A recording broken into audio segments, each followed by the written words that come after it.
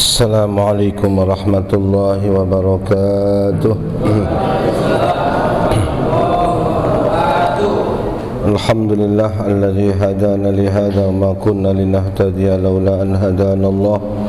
Wassalatu wassalamu ala Rasulillah Sayyidina Muhammad ibn Abdullah wa ala alihi wa ashabihi wa man tabi'ahu dah amma ba'd.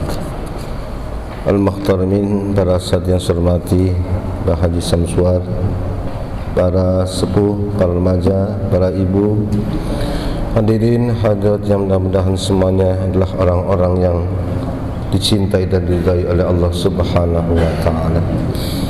Langsung saja ayat ke 136 ya. 36 ya. 35 sudah. Wa qalu kunu hudan aw nasara. Baik, kita baca dulu ya. Kita baca ayat yang 138-nya, 137-nya ya. Yang di atas itu yang 136-nya sudah dibaca. A'udzu billahi minasy syaithanir rajim.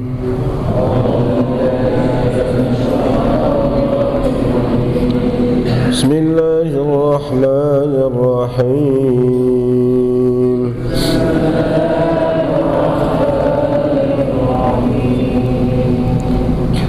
Fa in amanu bimithli ma amantum bihi faqad ihtadaw. Fa in amanu lima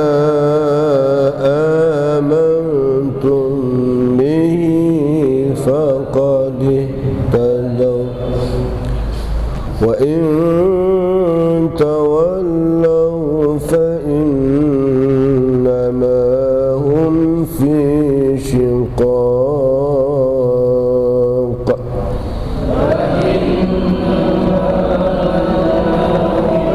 Innama hum fi shiqaq. Fasayakfikahumullahu wa huwas sami'ul alim. Allahu wa huwas sami'ul alim. Sibghatallah,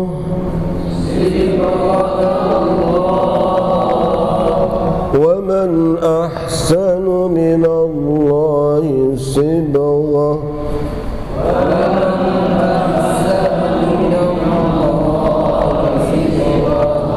Wa nahnu lahu 'abidun.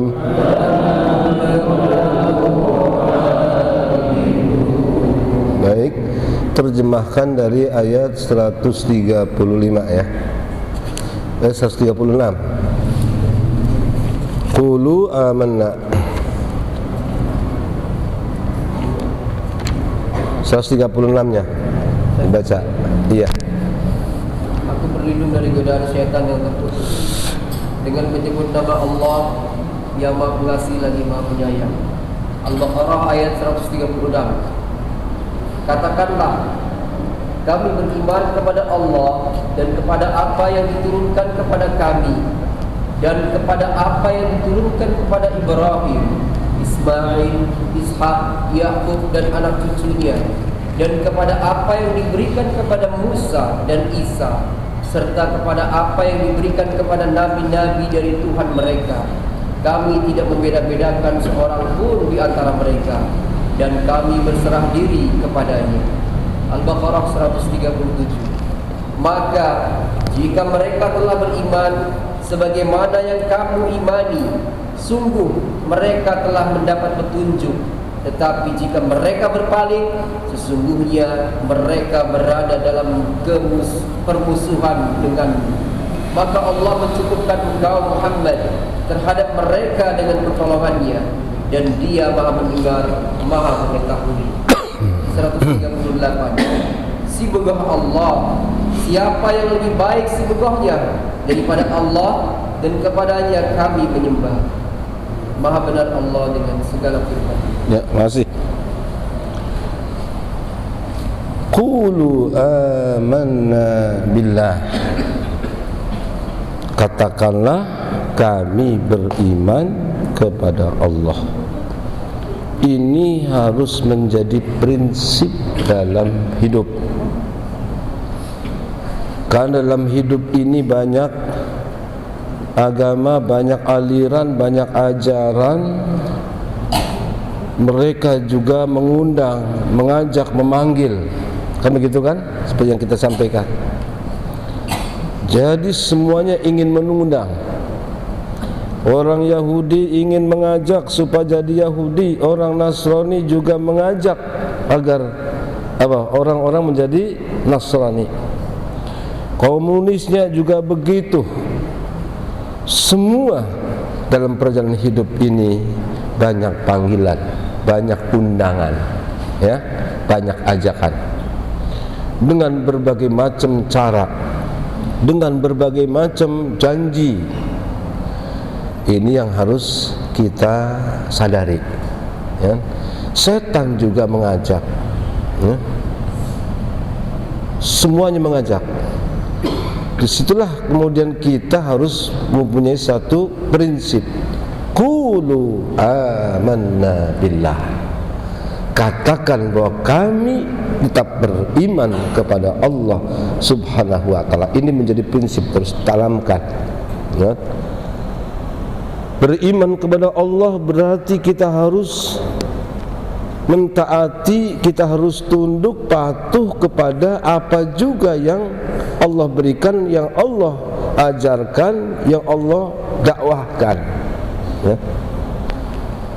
Sebab ini kalau sudah menjadi pegangan, maka perbedaan apapun hanya perbedaan dalam amaliyah, mungkin dalam hal-hal kecil. Jadi sesungguhnya sekarang juga kita sedang menghadapi problem. Di mana problemnya? Bahwa bisa jadi umat Islam itu mulutnya beriman, tapi hatinya itu bercerai-berai. Nah, ini yang penting.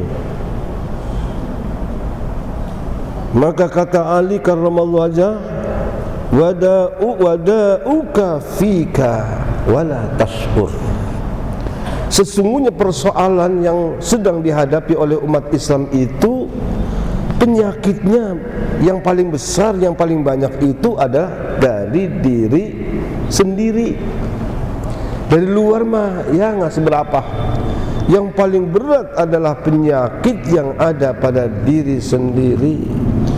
Maka kata Ali, wa dawa'uka fika, dan obatnya juga ada pada diri kamu. Apa obatnya? Tauhidul qalbi. Harus menyatukan hati itu. Hatinya tidak Nah, hati yang satu itulah yang beriman kepada Allah. Kalau sudah beriman kepada Allah, beres. Itulah sebabnya kenapa kita diperintahkan untuk sholat berjamaah. Karena kita mengarah pada satu arah, kiblatnya juga satu. Diharapkan bukan cuma badan kita yang ngadep kiblat, tapi hati, pikiran kita pun juga supaya sama-sama ngadep kiblat. Yang terjadi badannya madhep kiblat, tapi pikirannya ngadep ke mall, jelas. Hatinya ngadep kemana-mana, berarti belum tauhidul qalbi, belum bisa menyatukan hati, ya kan? Nah, ini menjadi prinsip qulu amanna billah. Jadi prinsip segala sesuatu kita kembalikan kepada Allah. Kalau dasarnya iman kepada Allah, selesai urusannya. Oleh sebab itu, kalau kita beriman kepada Allah berarti menuntut untuk kita beriman kepada apa? Wa ma unzila ilaina. Beriman kepada apa yang diturunkan kepada kami, kitab. iman kepada apa?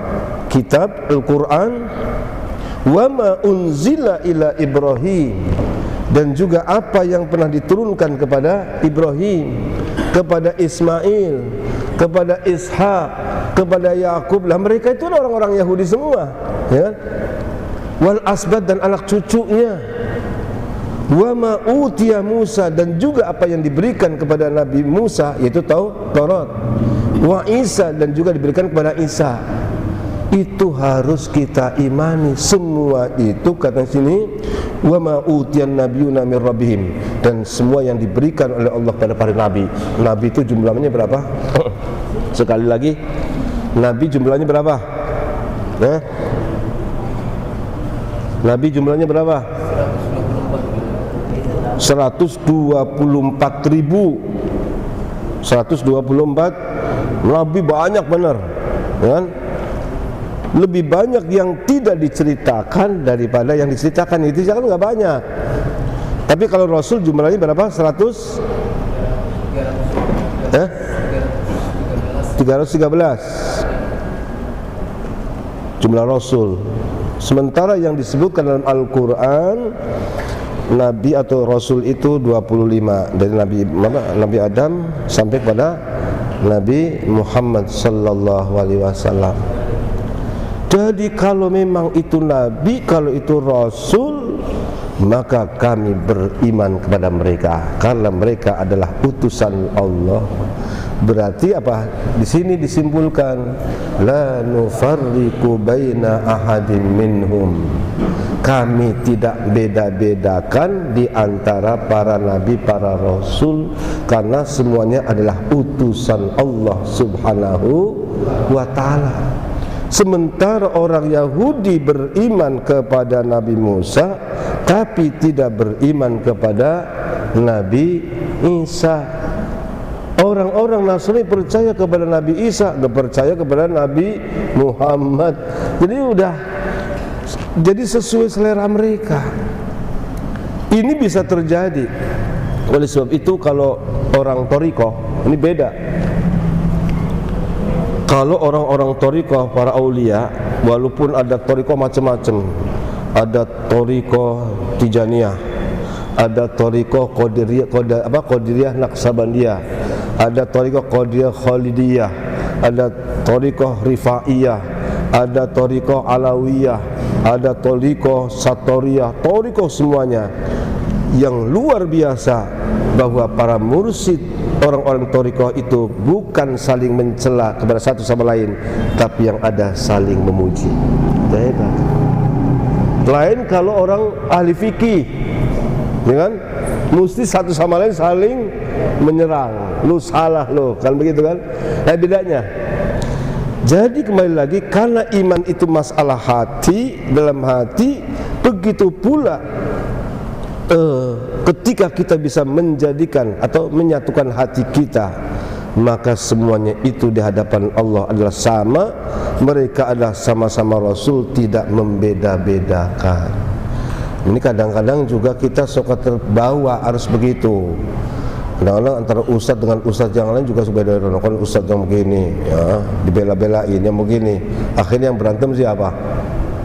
Ini Habib yang ini keren nih, ini Habib ini tuh luar biasa.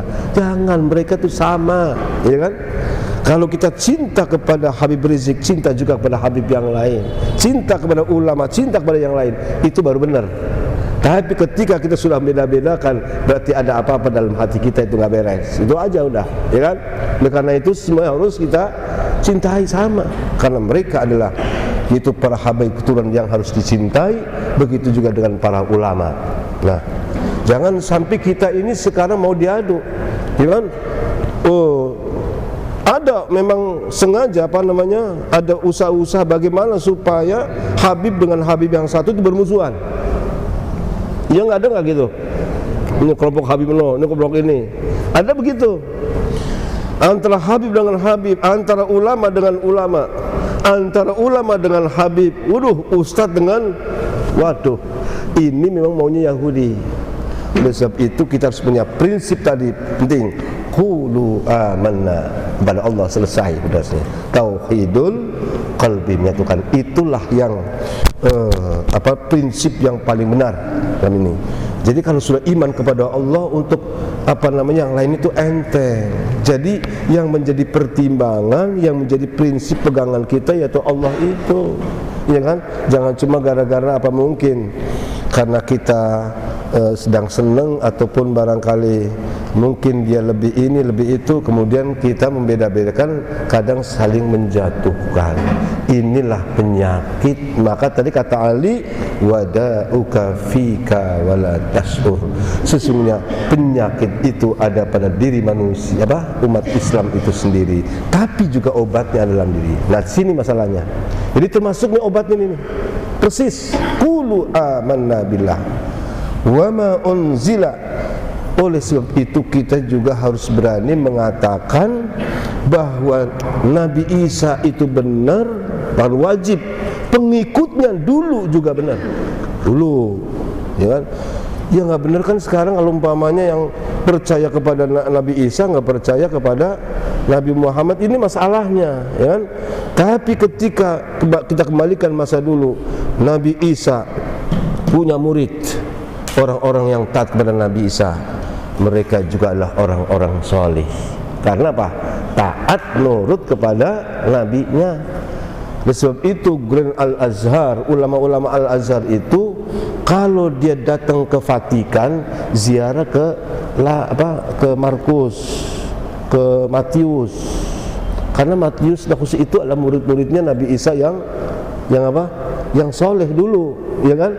Jadi orang Mesir pun datang ke Vatikan, ke makam murid-murid Isa itu tetap ziarah karena dia adalah orang soleh dulu, karena kembali dulu itu kan orang dulu dia. Jadi kepada Allah, kepada para nabi dan para rasul. Jadi prinsip ini. Ada satu lagi di mana dikatakan pada yang lain, fa inittaba'ta ahwa'ahum, apabila kamu mengikuti apa keinginan mereka, yang ada adalah idzan innaka minadh zalimin. Kalau kamu tuh mau mengikuti apa kata mereka, yang ada kamu tuh menjadi orang yang zalim. Jadi ini prinsip, ya, prinsip qulu amanna billah. Dan prinsip juga la nufarriqu baina ahdin, kita tidak membeda-bedakan antara para nabi dan para rasul. Jadi kita diperintahkan orang dulu, orang Yahudi diperintahkan untuk nurut mengikuti kepada Ibrahim, orang Nasrani diperintahkan oleh Rasul ikuti Ibrahim. Kita juga sama, beriman kepada Allah, juga mengimani bahwa mereka itu adalah para nabi dan para rasul Allah. Selesai urusannya. Nah, fa in amanu bimithli ma amantum bihi faqad ihtadaw. Kalau mereka beriman seperti apa yang kamu imani, faqad ihtadaw, maka mereka betul-betul yang telah menjadi petunjuk. Jadi prinsipnya sama, ya kan? Jadi memang manusia digoda macam-macam. Jadi ternyata bukan masalah mereka itu tidak tahu Nabi Muhammad sallallahu alaihi wasallam itu utusan Allah.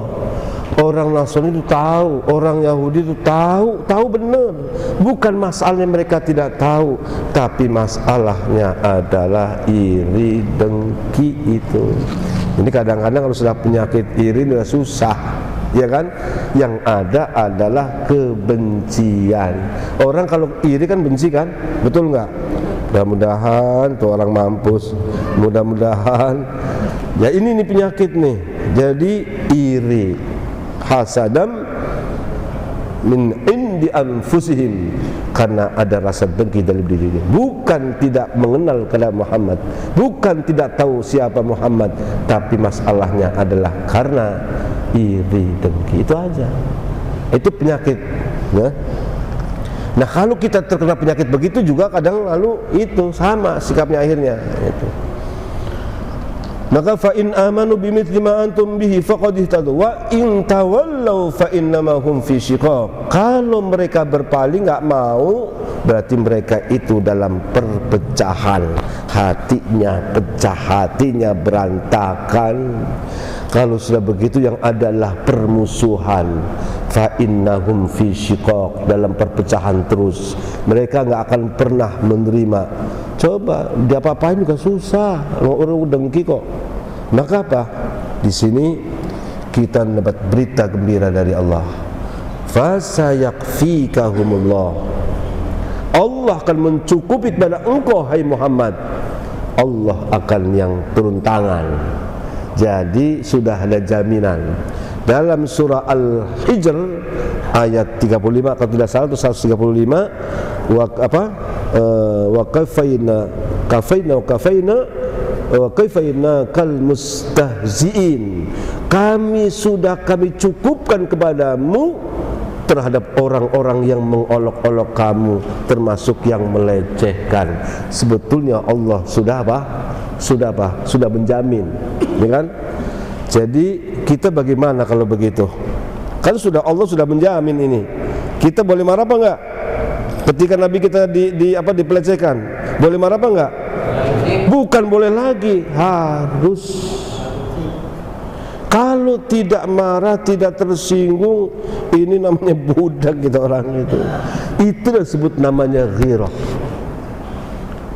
Jangankan lah kita, kalau bapak kita dilecehkan, bapak lu kayak kambing, marah enggak? Marah enggak? Kedudukannya tinggi lebih banget bapak dengan Nabi. Itu aja, gampang aja, marah. Kan begitu kan? Marah. Kepada guru kita dilecehkan, ustadz lu bego tau enggak? Waduh, bersinggung banget kita. Umpama begitu, ulama dilecehkan. Oleh karena itu saya kadang-kadang ada kelompok yang melecehkan ulama. Aduh, ya Allah, astagfirullahaladzim, gimana nih orang? Jangan, gitu ya. Apalagi kalau sudah nabinya, bukan main. Lu Umar bin Khattab itu satu ketika bersama Rasulullah, tiba-tiba ada orang Badui. Orang Badui itu tahu sendiri kan, namanya nggak pernah sekolah TK, nggak pernah sekolah SD, nggak ada emang dulu kan, nggak ada TK, nggak ada SD, nggak, jadi nggak tahu tata kerama. Jadi sama Nabi itu kadang-kadang pakai sorban begini nih, Nabi nih lagi pakai sorban seperti itu, langsung ditarik aja, Muhammad, begitu, tarik dari belakang sampai di sini itu merah. Dia namanya sorban ditarik begini kan merah ini. Di hadapan Umar bin Khattab, langsung Umar memukul begini kan, kurang ngajar kamu. Kata Nabi, mahal, tenang aja. Namanya juga orang bego dia kan, namanya juga orang nggak sekolah, nggak pernah makan bangku sekolah dia, ya kan? Jangan-jangan makronnya juga nggak pernah sekolah, itu jangan-jangan kan begitu kan? Jadi ini kata Nabi jangan. Tapi Umar sebagai Umar harus marah dong. Nah, yang penting situ tadi, kita punya ghirah. Tinggal bagaimana kita kemudian eksekusinya.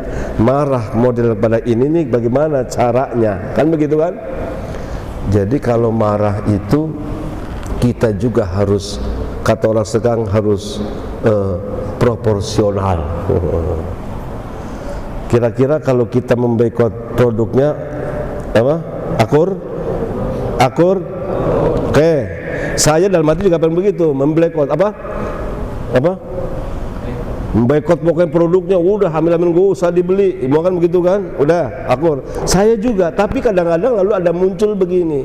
Ini tadi kalau pabriknya tutup, yang kerja itu orang Islam banyak di situ, gimana ini? Ya kan begitu. Nah ini masalahnya itu kan begitu itu, iya kan? Jadi kadang kita memutuskan begini, ternyata ada apa itu? Ada efek lain yang muncul. Nah ini mas persoalannya sebetulnya itu, ya kan? Jadi kita juga harus hati-hati, ya kan? Ya mungkin membekot produknya cuma pura-pura aja lah, jangan semuanya suruh berhenti tutup. Kasihan yang orang Islam kerja di situ. Nah mau kemana? Cari makan mereka, umpama seperti itu. Itulah problem dalam dunia itu seperti itu, ya kan? Di satu sisi kita memang harus marah, tapi begitu marah kadang-kadang jangan sampai lalu menimbulkan mudarat yang lain. Kita marah boleh apa enggak? Boleh enggak? Manis tughdiba falam yaghdab fahuwa himar. Orang yang dipancing kemarahannya tapi enggak marah, itu sama dengan keledai. dibikin marah tapi kita nggak marah. Tapi kalau marah juga jangan timbul amarah. Wah, susah. Saya sampai sekarang tuh salut kepada seorang ulama besar,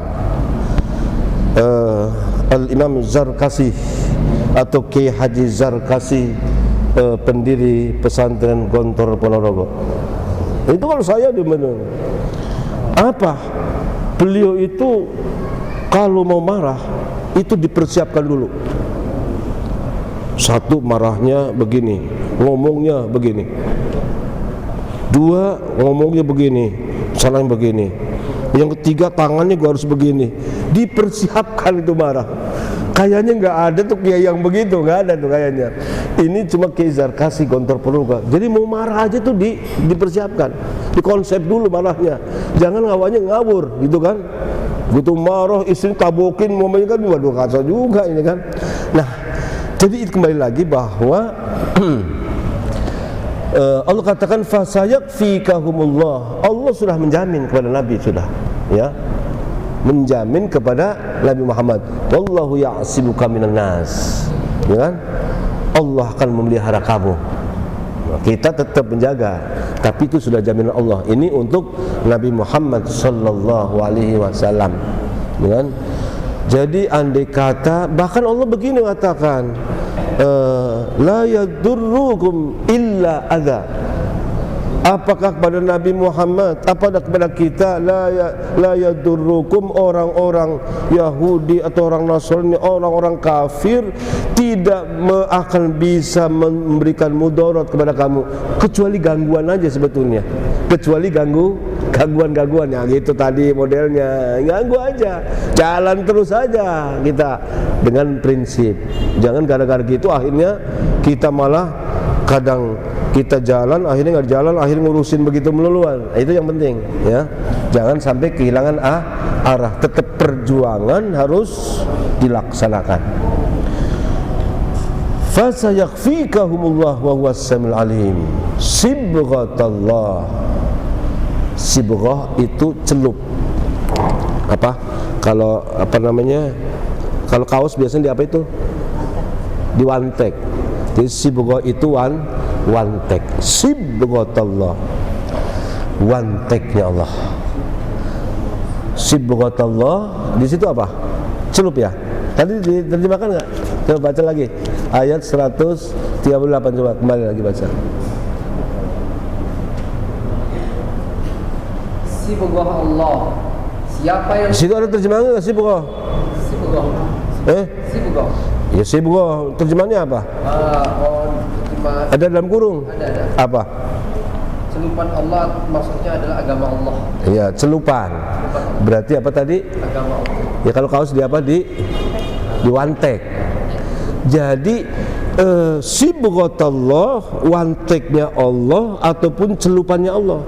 Jadi iman itu ditanamkan ke dalam hati kita seperti orang mencelupkan warna ataupun tadi mewantek kaos, itu seperti itu. Sibghatallah. Nah, kalau sudah sibghatallah, wantek celupan Allah, maka hati manusia itu tidak akan pernah berubah. Dia akan tetap menjadi fitrah. Oleh sebab itu, untuk mengatakan qulu amanna billah itu sesungguhnya tidak ada kesulitan, karena memang sudah ada dasarnya. Karena dalam hati kita sudah dipatri, sudah dibikin fitrahnya.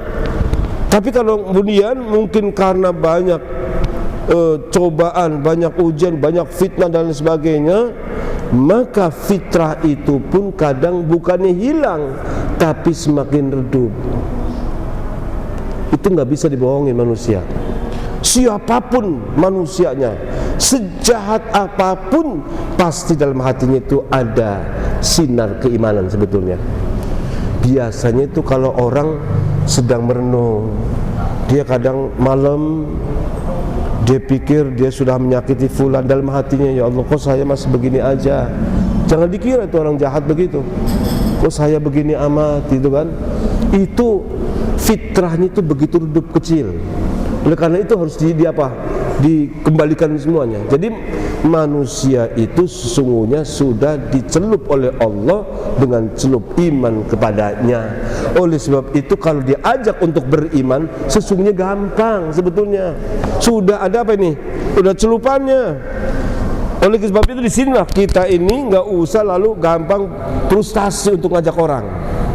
Sekarang mungkin nggak nerima, mungkin besok lagi kita ngajak nggak beriman juga, belum mengakui juga, mungkin bulan depan nggak juga, mungkin tahun depan.